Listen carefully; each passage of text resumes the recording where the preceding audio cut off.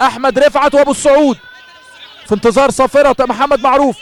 رفعت وابو السعود، رفعت وابو السعود، وجول! جول الهدف الاول عن طريق احمد رفعت. هدف اتاخر مباراتين امام طنطا وامام الاسماعيلي. الزملكاويه مستنيين خامس الاهداف مع ايناسيو اللي ما سجلش في اول لقاء امام انبي المدير الفني الجديد للزمالك، لكن بيسجل. وادي لقطه الاعاده، ادي لقطه ضربه الجزاء اللي احتسبها محمد معروف، وادي اللقطه اللي تقدم بها الزمالك عن طريق احمد رفعت. 3 اهداف احمد رفعت، يتساوى مع ايمن حفني ويتساوى مع اللاعب ايمن حفني سجل 3 اهداف واحمد رفعت 3 اهداف. شيكابالا عنده 4 اهداف، عنده 4 اهداف شيكابالا بهدف المصري، بقى عنده 4 اهداف. 1-0 عن طريق احمد رفعت.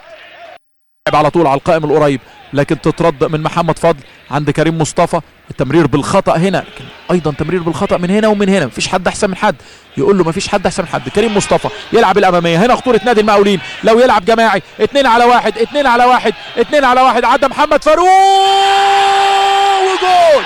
جول محمد فاروق، عدى لوحده، فات، اشتغل سيلفي وحطها على شمال الشناوي. الهجمات المرتده اخيرا استغلوها لاعبي المقاولين، خطأ بخطأ. غلط كريم مصطفى في التمرير لمحمد فضل، الزمالك بيرجعها لهم مره ثانيه. الهجمه المرتده بقوا 2 على 2. محمد فاروق طول فيها، أنن شويه مع احمد علي، مستني التمريره. رقص محمد فاروق في اللقطه اللي فاتت وبيحطها حلو، بيحطها بمعلمه.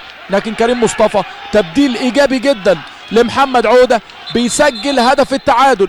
ادي الانطلاقه، ادي السرعات. قلنا في الشوط الاول عنده الانطلاقات، سجل مع المقاولين العرب امام الانتاج والنصر للتعدين والشرقيه وانبي، ونفتح القوس ونضيف الزمالك.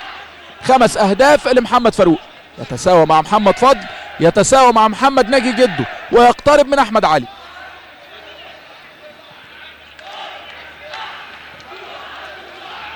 طارق حامد يلعب الكرة الأمامية، انطلاقة عند أسامة إبراهيم، هدف هيحل اللقاء. وادي العرضية، جول!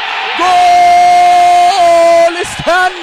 استني على طول، بيعوض الهدف بهدف. هدف جميل من فاروق وهدف جميل من استانلي. أسامة إبراهيم العرضيات، أخيرا أسامة إبراهيم بيلعب العرضية، تعدي مايوكا، تلاقي استانلي في طريقها يحطها ببند في الأرض، يتمطع معاها محمود أبو السعود. هنشوفها مرة تانية. بص أسامة إبراهيم لعب العرضية، أدي استانلي بند ويطير عليها، يتمطع معاها، تخبط في العارضة وتدخل الشباكة. هدف تاني للزمالك. المباراة حلوت، قلت لحضراتكم هدف المقاولين يحل اللقاء، يرجع الزمالك تاني للقاء، وبالفعل استانلي